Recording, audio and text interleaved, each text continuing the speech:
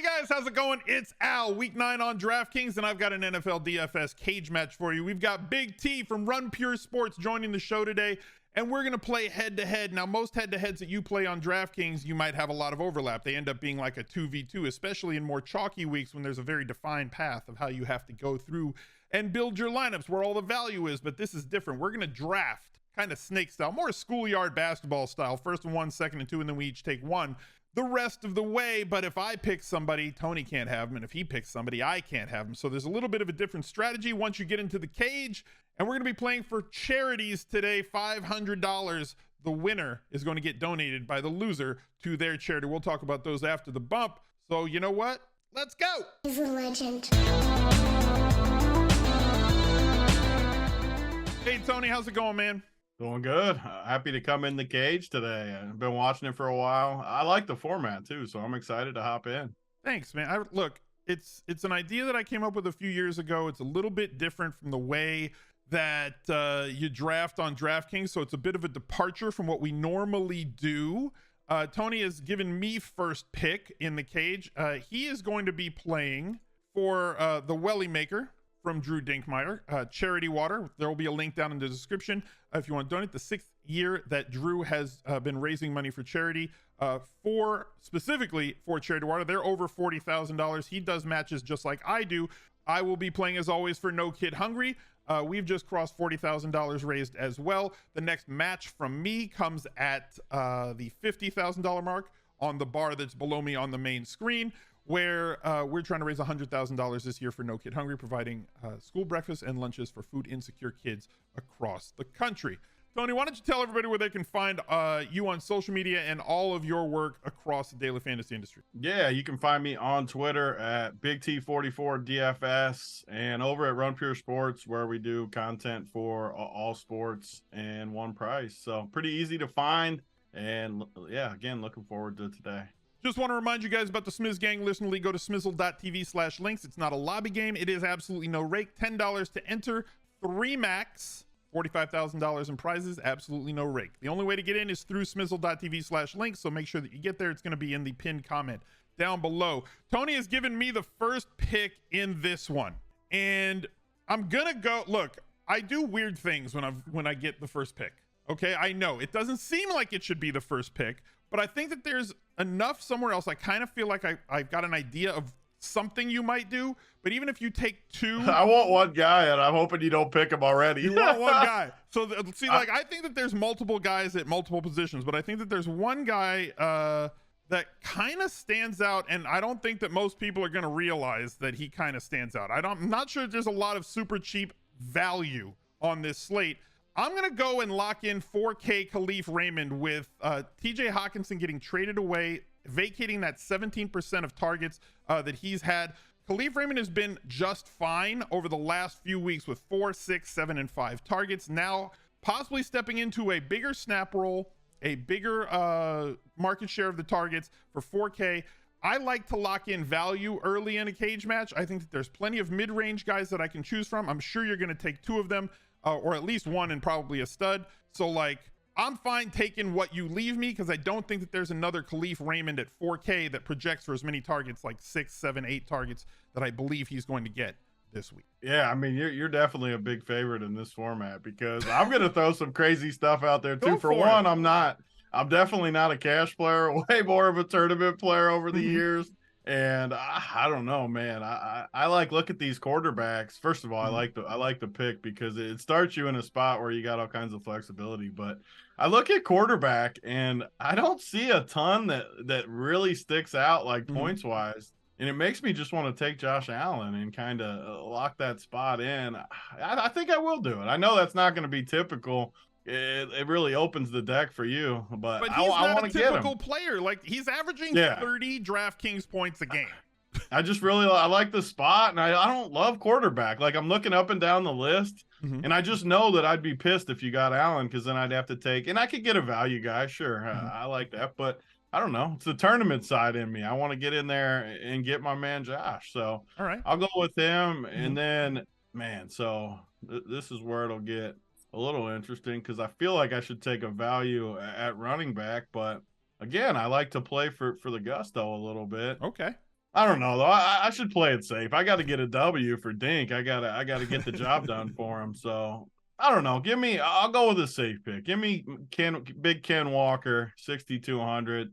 I'll lock in a running back. I'll circle back. I think he's the running back I like most. I'll take my chances. Going up against Arizona, like it's one of the highest total games on the slate. I think it's 49, right? Unless it's moved. At least that's where it was yesterday when I did yesterday's video. So 6,200 for Ken Walker. He's one of those that's right there in that range that I think is, like I said, I think that there's a lot of players in that range. I'm going to go running back too. I'm going to find one that's cheap. I'm going to go with Travis Etienne Jr. Stepping into that was the other one I was looking. I almost took both running backs. I almost took those two, and I should have probably done it. You wouldn't have taken Allen. I probably should have done it, but oh well. It's like there's a lot. There's multiplicity in that. There's so many players this week at running back from like 5,500 to 6,500, right? That like you can find guys that you like. I personally like Travis Etienne. I want them to throw him the ball more. Okay, like they've given him the ball 24 times on the ground last week. In a game they only scored 17 points. Now he's phenomenal. He's had a 48 or longer yard run in each of the last 3 weeks, 30 or more yards on the ground in any one run as a long. So big playability from him in the last 4 weeks. But like, can we get more than 15 targets over a 4-week span, please? Like, this is not a guy who should have 3.5 targets per game. He profiles as somebody who should get like Austin Eckler, Alvin Kamara type usage, where it's like 12 to 15 carries, 6 to 10 targets every single week. You run a dink and dunk offense, Jacksonville. So like, how about you dink and dunk it towards ETN a little bit more? I'm going to plug him in to go with Khalif Raymond. I'm in value town, population me with the first 2 picks. ETN's going to crush. I mean, Vegas, we seen them last week. He's definitely going to, I messed up. I should have taken I don't think you messed up. I think there's a lot. Josh Allen's awesome. Like I had 3 quarterbacks on my list this week for the cage match. He's one of them. Yeah. That's what I mean. Quarterback just in a one-on-one environment. Like I figure, like if he gets a 40 piece or something, it doesn't really matter what. Yeah, it makes up for a lot. Look, I'm not the other 2 guys. I don't think the 2 guys that I have on my list, I don't think I'm getting 40 fantasy points from, but I could get 10. I think that you're not going to get less than 20 out of Josh Allen pretty much any week. I found another guy that I like though after that quarterback that I should have taken. And you are not going to take a quarterback to your last pick now anyway. Yeah, I get to wait. Have to. So I mean Herbert, man, just I should have waited on him. He might not even be one of your 3. Atlanta's secondary is just so bad. He's going to really absolutely nuke this week. Was he one of your 3? He's somebody that was on the fringe. Like I like him this week. I specifically love him in tournaments this week. Because it's going to be easy to differentiate with him because most people won't stack him through somebody like Eckler. So like he presents interesting stacks that you can build with Keenan Allen coming back that really have a high floor based on the amount of targets that they get. Yeah, I like it. And Atlanta's terrible.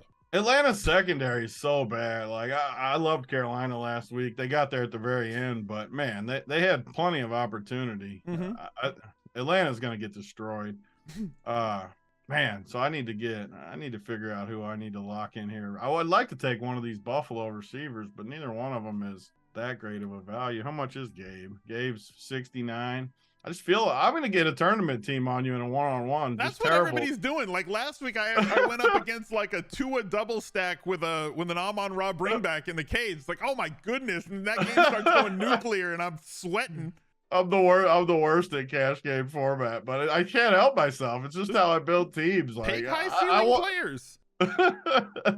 I'm just gonna do it for fun. I'm gonna go with my boy Gabe. I like Gabe in this spot. So talk to me about him. Like obviously a higher variance player, right? Because if he catches a bomb, then it's all over, right? Like he's gonna get you 20 DraftKings points or around that range. But like he's living in that like 5 to 7 targets every single week, and he's got to connect deep. Now, Sauce, I assume, is going to be like, they have 2 really good cornerbacks on the Jets. I don't think that any cornerbacks matter, though, when it comes to the Buffalo Bills and their offense. Yeah, I'm with you. And Gabe, he's high variant, but I still like him. And when they get down inside the 20, I still think he's the guy they kind of look to. And for whatever reason, whenever he gets ignored for a little bit in a row, like this week, he got 7 targets, I think, 2 catches, 35 yards. I just feel like they always come back strong in Buffalo for whatever reason. Maybe they get in the film room like, let's get Gabe his this week. It's a hunch play, but I think he has a big game this week versus the Jets. And these guys like trash talking too, which the Jets have done. Obviously, we've seen the cheese head. We've seen all that.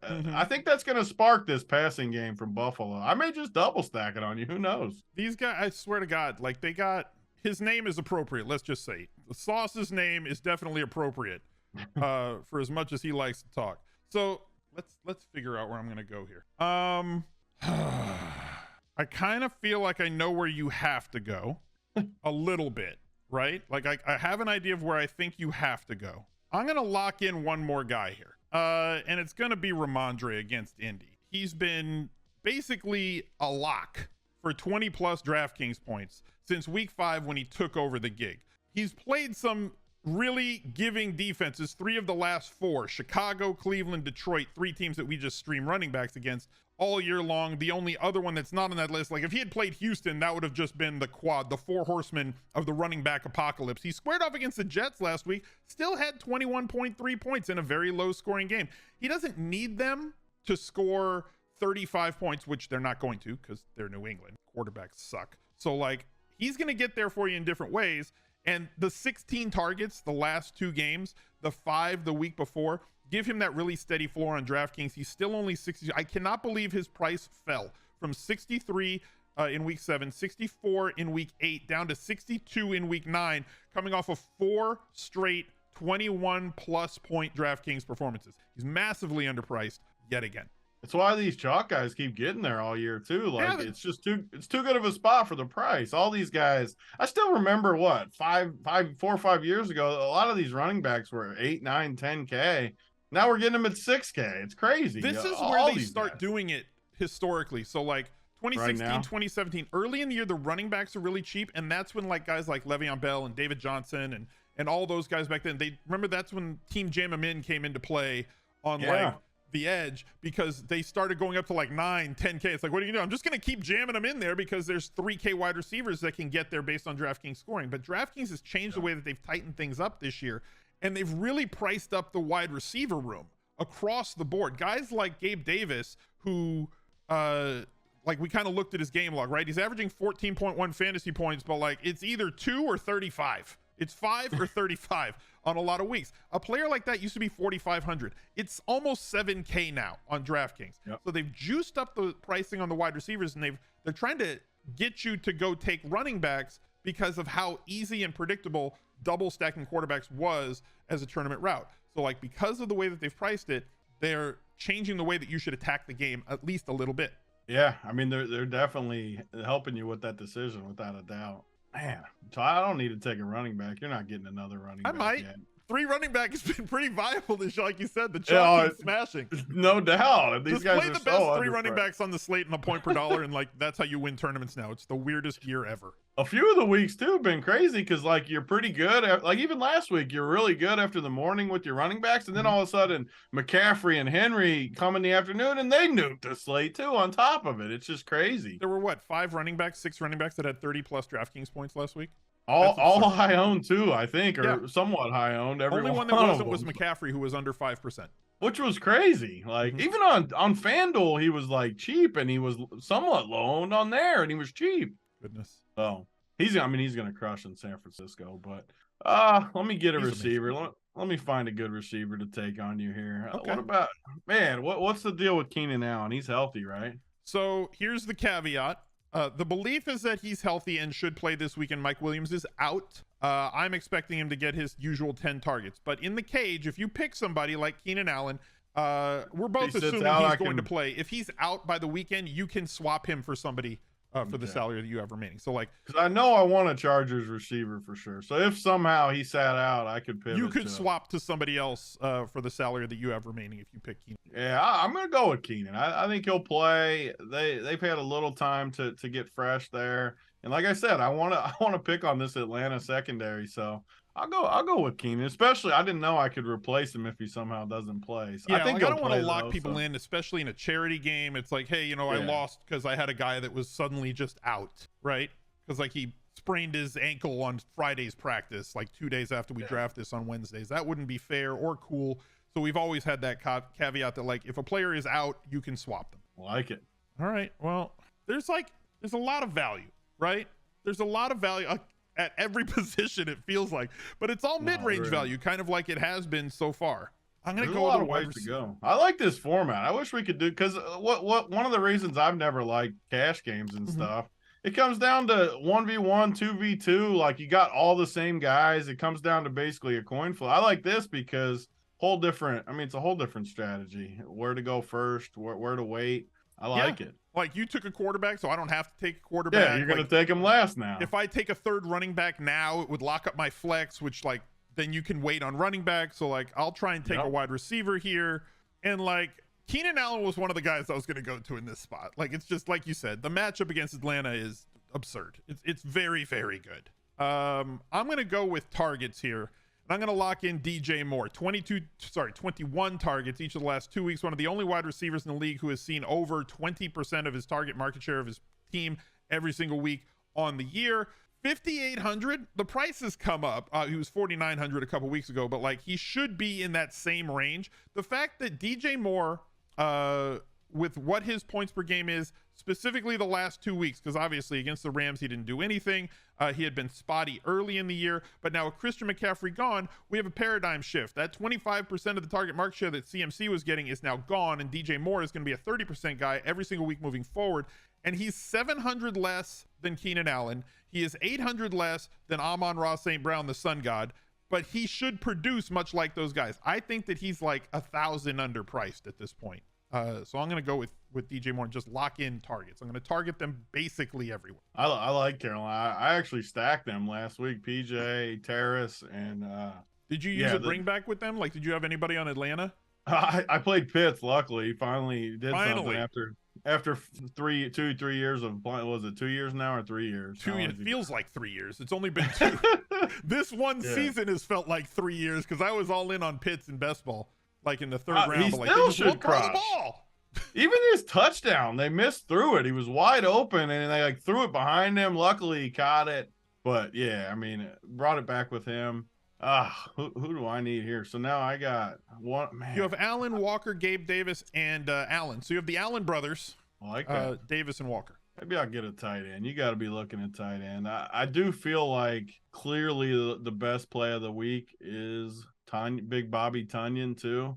I just feel like Detroit's tanking now. Not that they weren't before. They got one victory, but then they trade away Hawk. They're definitely going to start regrouping here. And Green Bay's got to get something going. They're not going to do it through the receivers. I'm going to go with Big Bob. I'm looking at I could have played who is this Brock Wright dude? 25. What, he's taking over for Hawk, I guess. Is he? But I don't know. I'm just looking at the projection. I don't know who Detroit. So, like, that's been the big question, and I've been completely silent on it since the trading deadline because, like, I don't know if it's going to be Wright at 2,500 or if it's going to be Mitchell at 2,500. But, like, we need to get some confirmation before I can say that that's the way that I'm going to go. Yeah. Now that you said something about Mitchell, I think I saw a message from, like, Silver or somebody that talked about that guy. Maybe I need to dig prospect. more into that. But like you said, it's like I don't really dig into making lineups until Friday for me. Yeah. So, like, I do the cage match and I have content to put out. I got to write Best Buys today. So, like, I know a little something about the slate, but, like, I don't look at, like, lineup building for myself until Friday after my stream. Yep, that's definitely Chat says it's Mitchell 100%. Yeah, Mitchell. Chat's 100%. never been wrong either. So, like, Chat's always right. Exactly. Mitchell 100%. That's what they're gonna do. But yeah, I'll go with Bobby Tonyan if I haven't made it official. I'll lock up that tight end. It gives me some flexibility too a little bit here. First of all, you get to attack Detroit, which has always been a good idea, and Tonyan's 3,800. Like, how do we go wrong with, like, a pretty solid volume tight end under 4K on DraftKings? Like, he doesn't have to do all that much. My only worry at all is just how bad Green Bay's been. I worry about Rodgers just totally packing it in a little bit, but I do like the price. I wanted them to go get a wide receiver at the deadline, and they didn't. I don't understand what they've done the whole time. Like, I'm sure you've said the same stuff. Yeah. It just doesn't make any sense. I haven't understood that front office for 4 years. You know? It's crazy. I mean, And apparently they offered a 2nd-round pick for Chase Claypool, but then didn't want to go get Elijah Moore or anybody else that was available at the deadline. I heard you talking only about wanted Claypool. I heard you talking about the Claypool. Who was the other team that offered? That was Green Bay, apparently. Oh, it was Green Bay? Offered a 2nd for him, but like wouldn't go after Elijah Moore from the Jets, wouldn't go after Brandon Cooks to take on that salary. Obviously, he's got a worse contract than the other two. I mean, Claypool would have been a nice fit in Green Bay, too. Yes, most definitely would have been. Let me lock one more player in for myself here. Let me see where I can go after him in. I think, you know what? You locked up tight end, but like you could still pick one on the other side. I'm not gonna pick another one. I'll spoil it. I'm not picking another one. So you can win. I'll say it. You're not going double tight end in that spot? I'm not going double tight end. You can bank on it. That's not gonna be a thing that happens. Okay. So I can Unless I'm sandbagging you and circle back, but I don't think so. God, I really want to get up to Eckler, but I don't know if I can. You know, that's what I need to do. I need to plug in a few of these guys just to see where it lines up because I'm not planning ahead at all. I'm gonna end up getting stuck with like a 3K or something at the end. Like I can't make it work. Like I feel like I'm just gonna go with volume and upside. And like while he has, I know that I can get one place. I wanted to get 2, but I don't know if I can get up to the 2nd spot. And I kind of don't like. I don't have to take a quarterback. You're telling me I don't have to take a tight end. Those are your last 2 picks right there. So like, I'm gonna take a wide receiver. Okay. And wide receiver can be a little bit dangerous this week because I think that there's obviously some high dollar guys like Stephon Diggs, but he's got a bad matchup against the Jets. Position matchup, wide receiver cornerback matchup. Justin Jefferson, like. Just please force feed him the ball like all the time. Just give him 12 targets a game every game. They're not doing that every game. He keeps getting low owned though, like in actual, like talking about it for the tournaments and stuff. It's crazy how low owned he's been. He's one of my cornerstone guys in Rainmakers, by the way. Like I love him. I'm such a huge fan of. He's always freaking open. There's nobody within 3-4 yards of him ever. I agree. But I'm just going to go with Tyreek Hill because he's breaking everything right now. He's on pace for 2,000 receiving yards, averaging 120 yards per game. 24 fantasy points. He only has 2 touchdowns so far this year. How sick is that? How does he only have 2? 14 targets, 13 targets, 15 targets, 14 targets, 4 of the last 5 weeks. He's had 20-yard gains in 4 of the last 5 weeks. He's had 40-yard gains or more in 2 of the last 5 weeks. It's not like the big play possibility is gone. He's still averaging like 15 yards per catch. He's just not finding his way into the end zone just based on this volume on catches, targets, and yards. He has a very nice 69 receptions on the year. He's one of the only guys that can go for 69 DraftKings points. He's 8,500. I'm plugging in Tyreek, and I just don't care. I'll let everything else figure out where it's going to go. I'm going to get my 10-plus targets, and hopefully he can wander into the painted area at the end of the field. The insane part about him, too, both his touchdowns were basically blown plays in that Baltimore game. So he's been that good. And, I mean, it's scary to think if he breaks a few, he's averaging 24 points a game, DK on points. Volume. Just on volume. Just pure volume. Absurd volume, though. They just that offense is so good with the double stack. Tua's perfect to run that offense. Just a great spot for him. Wide receivers matter. When you leave Kansas City, how often do you think you'll land in a better spot? And I actually think he has with that offense and Tua just peppering him. That was like the whole summer. That was the big question mark, right? That like he's leaving Kansas City. His best years are now behind him because all the question marks that everybody had about Tua and ignored the fact that the wide receiver, the quarterback doesn't have to be an elevator of talent when the wide receiver is an actual elevator of talent. And you have a really good play caller in McDaniel, and Tua is better than most people were giving him credit for in previous season. Yeah. I mean, all that is 100% true. Man, I don't know who I want to take with this next one. Because you got a running back, a wide receiver, a flex. You still got a defense, but you know. Yeah, the D. I'm kind of lining it up. I finally started putting these guys in. I know you're not going to take 2 of my other guys I like. Trying to figure out a running back who...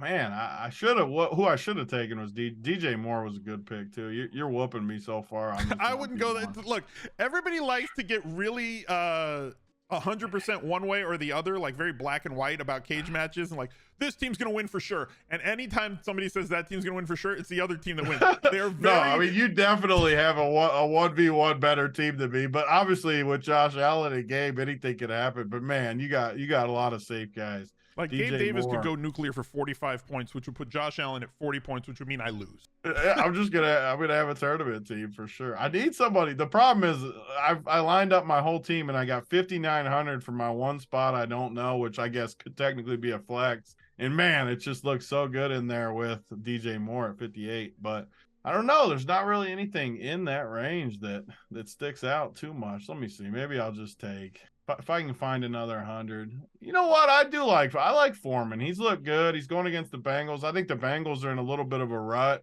He's 6K. He's got crazy volume. Probably just a terrible pick, but I like him. For whatever reason, I like Carolina. Cincinnati without Jamar Chase. We just saw him struggle with Cleveland. Team. Yeah. Completely different. I think Carolina's going to play him tough. So I don't know. I like the volume. I'll go with Foreman. He kind of fits that price range I needed. All right. How bad of a pick was that? I was silent. Was that just a terrible one? No, I'm over here trying to put anytime my opponent is picking, I come over here and start talking about other things. Like I've talked up Foreman, like he was one of my big leverage type guys last week that I wanted to be well over the field on. Yeah.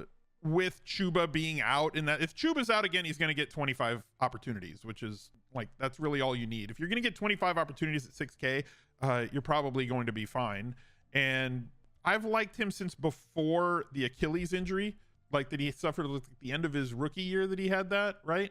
And he's just a good running back. He's not like a league winning running back, but you don't need that because it's daily fantasy and volume over everything. So if he's going to get volume, that's really all that matters. And like I said, the 5,500 to 6,500 range is so stuffed with really good plays this week that Foreman might be like that perfect tournament play because everybody's going to go for the other guys. Like I think Etienne's going to be really highly played. I think that Ken Walker is going to be really highly played. I think Ramondre is going to be really high. Cordero Patterson comes back this week off of IR at 5,800. And Joe Mixon's like 65. So like Foreman's going to be the forgotten guy in that range, and he projects very similarly to those other cats. Like it. All right, you have 4,000 remaining, but you have a defense. So like you have 12K remaining for those three spots. I have 19K remaining, and like there are two ways that I can go right now. There are two different ways that I can go. I have to kind of look at the tight end spot to see if there's anything that I like, and I don't think that I do. And the problem is that if I go one of these ways, I can't go the other way. So I have to dig in and go that one direction. And I hate having to do that. And so I don't think that it's possible. Like the one way, I'm just going to tell you what it is. The one way would be to go with Austin Eckler and just plug him into the flex. You've been talking about him. You got to take him. You've been wanting him. I can't because like I was wondering if I could get there going with like Khalif Raymond to allow me to get him and Tyreek in the lineup. I really have kind of gravitated towards stars and scrubs, but DraftKings is this week looks like it's so much more mid-range oriented that I think you can get like one superstar and then the rest have to be kind of mid-rangey type guys for you to have a high enough floor plus ceiling expectation to be able to make things work. So I need to see if I can do this one other thing. Otherwise, I have to go this different route. I think I can get there going here. I may leave some money on the table by doing it because I think there's the other argument is to go with one of two running backs. And there's two running backs that are in really good spots. One, Aaron Jones on the road against Detroit, coming off of a 143-yard game. And I had already mentioned Joe Mixon before. I need to have somebody against Detroit. I really just feel like I have to have a player that's playing against Detroit. And if I'm going to play somebody on Green Bay, Aaron Jones has the highest volume on that team. I'm going to lock up my flex and go with him. That leaves me $11,800 remaining, which looks really bad when you look at the average remaining salary, but realize one of them is a defense. The other one's a tight end. I can find enough value at those two spots to afford a solid enough quarterback. So like that's where I'm going to go. I'm going to plug in Aaron Jones into my flex and go with maybe 65, 70 touches from my three running backs. It's funny you bring it up because I've been looking at these Green Bay guys. I couldn't afford Jones, but I was kind of looking at even Dylan. Like if they get ahead, I know he's had a bad year and he's right in that range though. Again, more of a tournament play like me, but man, 10 carries last week, 54 yards, not great, but they've been terrible as a team. You get Detroit in there who, I mean, they got one win and they're going to get just totally destroyed. The Green Bay's got to come. They got to score a bunch of points this week. I was looking at all these guys. Maybe I should give me another Green Bay guy on you. I could leverage you big time by taking Dylan maybe, but he's got to be a bad. That would be a challenge. But like, I swear to God, if they don't give, first of all, they just haven't been inside the 5 a lot. So like, they haven't racked up a lot of inside the 5 carries, but all their inside the 5 carries are going to Dylan over Aaron Jones. And Aaron Jones has been really good in his career in efficiency and inside the 5 carries, but they're like, oh, well, he's bigger, so we'll just give it to him. Aaron Jones has looked good too. He's one of the few guys on Green Bay that's looked good this year. He's looked very good. They just have no talent outside the hashes, so like they can't do the things that you would need them to do. If you got 5,900 for a flex, like, man, I'm looking at these guys. I just don't, because I have the rest of my team filled out. I don't think you're going to take the guys I need. I can't take McLaurin, though. He just has been bad. Herbert. I mean, DJ Moore just keeps staring at me as I scroll. But I don't know. Maybe I will leverage you with Dylan. I like a little friend. Get you tilted when Aaron Jones is supposed to get it and Dylan comes in. I'd have 2 guys against Detroit. You know, I'll do it. You know what? It's for charity. I'll put in old AJ Dillon. He's even had a single double-digit game all year. Yeah, 20 points one. in week 1 against Minnesota. Nothing since then. He's going to score 3 times this week for me in the cage. More than probably is definitely going to do that. And I'm going to be tilting my face off with my Aaron Jones 99 rushing yards, no bonus, and no touchdowns. Is essentially what is going to happen. So Overboy, the chat wanted me to take Antonio Gibson. I can't take Antonio Gibson, my guy. What do you do in Washington right now? Like, first of all, they have a 3-headed monster. They have Brian Robinson, they have Antonio Gibson, they still have McKissick, and then they're giving like 4 or 5 carries a game to Curtis Samuel. Yeah.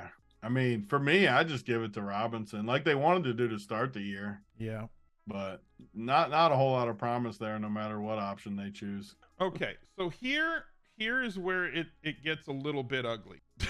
Okay, this is where it gets ugly for me because how much you got left for your? What do you got? 2 spots left or 3? I got a quarterback. I have a cheap tight end, and I have a defense. Okay, so like, who knows? And I already have Khalif Raymond.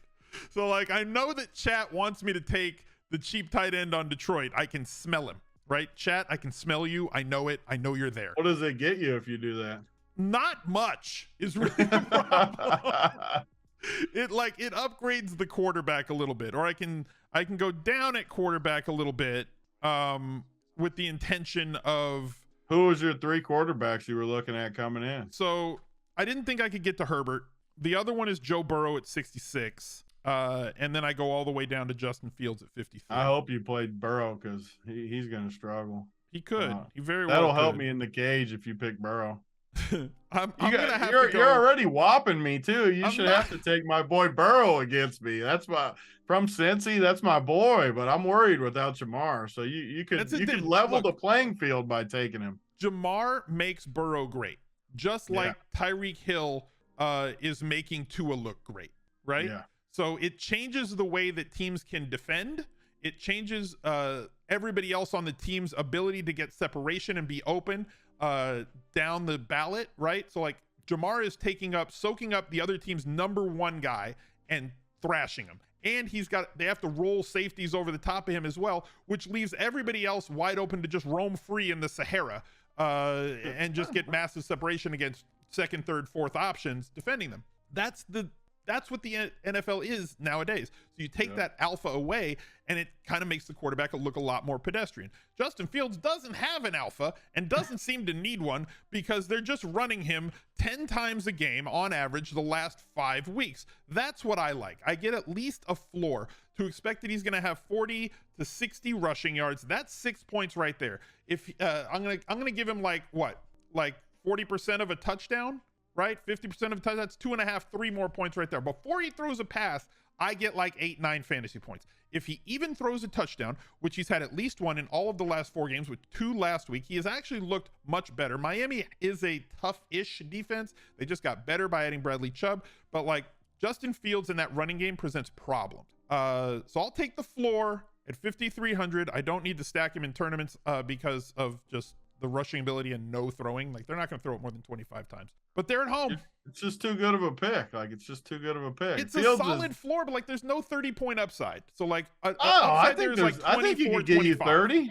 I wouldn't be stunned if he got you 30. I'd be stunned if he got me 30. He'd have to throw for 2 and run for 2 to get me 30. I mean, what has he got the last 2 weeks? I mean, he went for 24 and 26 the last I think that 2 those weeks. are his ceiling games. I think that that's like 25 is a ceiling for him. He hasn't got that hundy either. Like he had 88, nope. 82, and 60. He's close to that hundy. I don't know. He had a 60-yard touchdown called back by Holding, like exactly against Minnesota. I think he's going to get 30. You're going to drub me in this matchup. You're going to look at you. I wanted you to take Burrow. Fields is so much better of a play than Burrow. Like Burrow is a terrible play this week. So like Fields was as low as I was gonna go. 5,300 is a crime. He should be like 6,500. He should be 59 minimum just based on the rushing floor because he doesn't have to do that much through the air because of how much they're running him. Like the running quarterbacks are so much of a cheat code on DraftKings. Like we saw it with Jalen Hurts, we saw it with Lamar Jackson, and we're seeing it with Justin Fields this year. Yep, I mean it's the truth. Like Claypool's gonna help him. How much is Claypool? Can we play him? I don't think we can play him, can we? Oh, he's in there, 4,800 on the Bears too. It's got him on there. They put him on the Bears? Yeah, 4,800. Right. That's a decent price point too this week. I kind of like that a little bit. Perfect. I love Fields. Just talking tournaments, not the cage match. Fields looks like maybe the best play of the week. 5,300. I think he does have big upside. I don't know. You're too good. Still, 25 points is still 5x. 5x is big upside to me. You're supposed to welcome your guests into the cage, not just freaking pound them with the cage match is about inflicting as much pain as is allowed within the rules to your opponent. As much. Oh, so who I got a receiver and a D left? Mm-hmm. Who can I get here? I can play any D. Who we got around 4K at receiver? Who? Zay Jones is a little revenge spot too. A cage favorite. He seems to be drafted every week in the cage.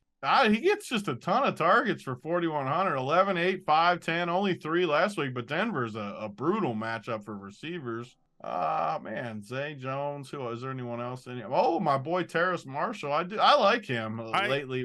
I put him in first look this week. He's getting a lot more run. Like he has not looked good through his rookie year, but like he's actually getting snaps and running routes now. And they have to target somebody outside of DJ Moore. So like he's one of the other value plays that I like this week. Man, so I got to pick one of those two, Terrace or Zay. Zay's got to be a safer play. But the theme of I already got Foreman too. Could I take 2 Carolina guys? That's what I did with Detroit. It's like I can't take Amon-Ra St. Brown having Khalif Raymond. Yeah, it would be tough to take 2 Detroit guys. Man, yeah, I'll take old Zay Jones in the revenge. I should take Terrace, but I already got enough tournament. I can't take 2 Carolina guys, I don't think. All right, that leaves you with 2,300 for a defense, going with Zay Jones there. Leave me with it only leaves me with the Panthers and the Jets. I'm gonna pick a defense then. I gotta pick a defense. It's not in the range that you're gonna pick a defense though. Because I've left myself with enough money. There's 2 places. Man, the Panthers and the Jets, though. Maybe I should take Terrace to leave me with a little bit more. Who is it? Seattle, Arizona. Those are bad matchups too, though. No, just give me a Zay. I'll punt with one of these D's. There's nothing great down there. Like it's all grimace emoji. Like even my Khalif Raymond pick, I'm sure people hated it. Right? You're paying 4K for targets. Zay Jones, you're paying 4,100 for targets. Terrace Marshall, you're paying 3,900 for targets, and like anything else on top of that, it's an acceptable route to go because, like we said at the top of the show, DraftKings has tightened the screws on the wide receiver position specifically this season. So there's 2 ways that I can go. I can pay up a little bit at tight end, which forces me into this 2,500 and down range at defense. I would be able to go from the Bears, Seahawks, Commanders, Panthers, and Jets, or I can pay a little bit less and I can get up all the way up in here. And I think that playing any defense that has a pulse against the Los Angeles Rams offensive line has been a good idea. So I'm going to lock in the Buccaneers at 3,000, leaving me 3,500 for a tight end. I'll kick it back to you for your defensive pick. I'll make my last tight ends pick, and then we'll wrap up the show. You're going to leverage me? You better not leverage me with Dawson Knox. I was looking at these prices. Don't be vulturing some of my Bills offense. I mean, I only got 2,300 for the D. So Panthers or Jets. I'm obviously not going to take the Jets against Josh you Allen. Can't take the Jets. So I said I don't like Joe Burrow this week. I'm a Bengals guy. I got to take Carolina. It's not pretty, but whatever. I'll teams that are going to drop back. When you take a defense, like people are like, oh, you can't take that because they might give up points. But like you want to pick defenses against teams that are going to drop back and pass, because that gives you the maximum opportunity to score. You know that they're running like 90% of their snaps out of the shotgun, so why not take the chance that they throw it over? They've actually been pretty good too. Just look at all their like box scores: 5, 8, 9, 5, 9, 5, 16. Like, they've been fine. That's not bad. I mean, Cincinnati gets sacked a ton too. I don't know. The Panthers might not be that bad. So Tony's lineup ends with Josh Allen, Ken Walker III, Foreman, Gabe Davis, Allen, Jones, Tunyon, Dillon, and the Panthers D. That kicks it back to me. I could take. I didn't realize that Foreman with Carolina. I like that little correlation. Yeah, there you go. You got some defense running back correlation. Touchdowns in the last 2 weeks, but only on 3 targets in each game. That might be the route that they go against the Jets with as talented as their cornerbacks Dawson. are. No, I'm not going to do it. I have to go. I have to stay on brand and go with Evan Ingram again. 3,300, running a ton of routes, no less than 6 targets each of their last 4 games. 3,300 for Evan Ingram is criminal. He should be a 4K tight end basically every week. He is being utilized the way that we want tight ends utilized. That leaves me with Justin Fields, Travis Etienne Jr., Ramondre Stevenson, Khalif Raymond, DJ Moore, Tyreek Hill, Evan Ingram, Aaron Jones, and the Buccaneers defense. Guys, if you want to donate to either one of the charities, they're down below in the description. Thank you guys for watching. Tony, thank you for being here. I really appreciate you coming on the show. Oh, thanks for having me. I'm glad to come on and have a good time. I'm going to get whooped, but hopefully my tournament team rolls up that score a little bit for me. I need Josh Allen to get like close to 40 to have a chance, I think. I was going to say, you're going to make watching this Buffalo Bills game very rough for me. But thank you for doing the show. Go follow Tony on Twitter, and definitely go check out all the great stuff they have over at Run Pure Sports. And look out for another video right there. He's a legend.